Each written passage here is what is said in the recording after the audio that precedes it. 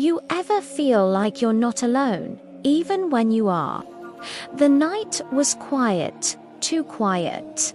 Just the hum of the drone, a tiny eye in the dark.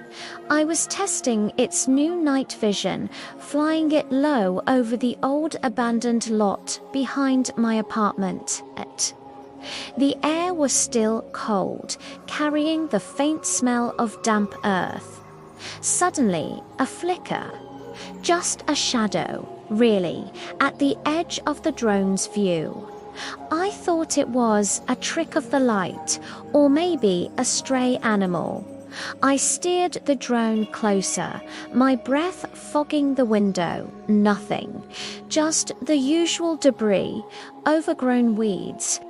I dismissed it, told myself it was just the drone's sensor acting up. Later that week, on my commute, the bus was almost empty.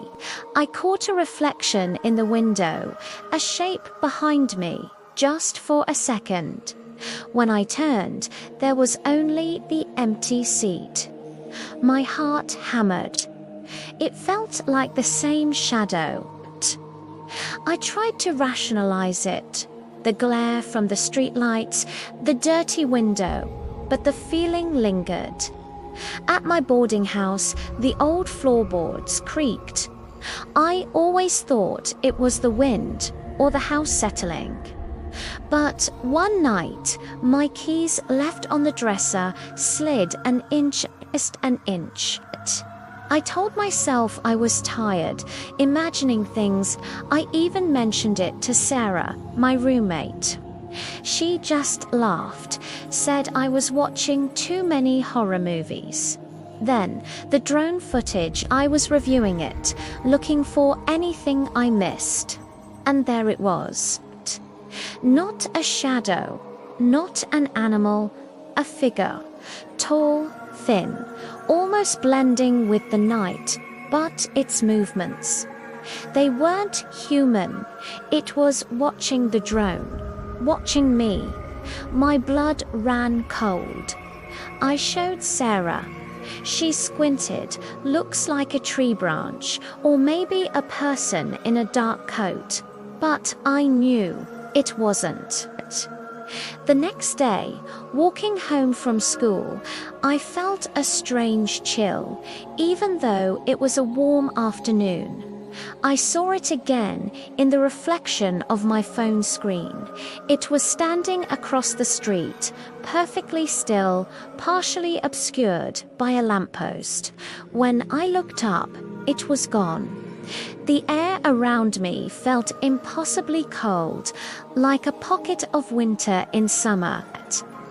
I hurried home, my mind racing. Sarah noticed my unease. "You're acting weird," she said, "still thinking about your shadow man." I tried to explain the feeling, the cold, the way it seemed to follow. She just shook her head. "You need to get some sleep." But sleep didn't come easy. I started noticing things. The faint scent of damp earth, even indoors. The way the shadows in my room seemed to deepen, to move when I wasn't directly looking. One morning, I found a small, smooth black stone on my bedside table. I didn't remember putting it there. Sarah said it must have fallen out of my pocket, but I never carried stones. I became obsessed with the drone footage. I replayed it, frame by frame, looking for more, and I found it. In a later clip, from a different night, the drone was flying over the park. There, beneath a large oak tree, was the figure again.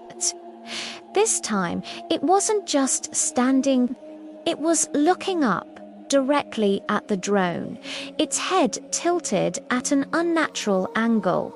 And then, it raised a hand.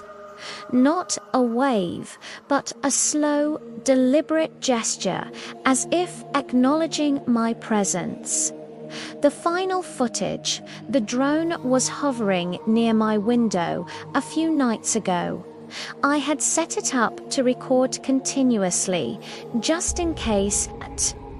I was in bed, trying to sleep, when I heard a faint scratching sound, like fingernails on glass. I grabbed my phone, opened the drone app, and I saw it, clear as day, through the night vision. A face, not human. Its eyes, they weren't just looking at the drone, they were looking at me through the drone. And it smiled, a slow, deliberate, unnatural smile. The scratching stopped. I haven't slept properly since. The cold follows me. The scent of damp earth is always there. Sarah thinks I'm losing it. But I know what I saw, and I know what it means. What if it's not just watching? What if it's already inside? What if it was never outside to begin with?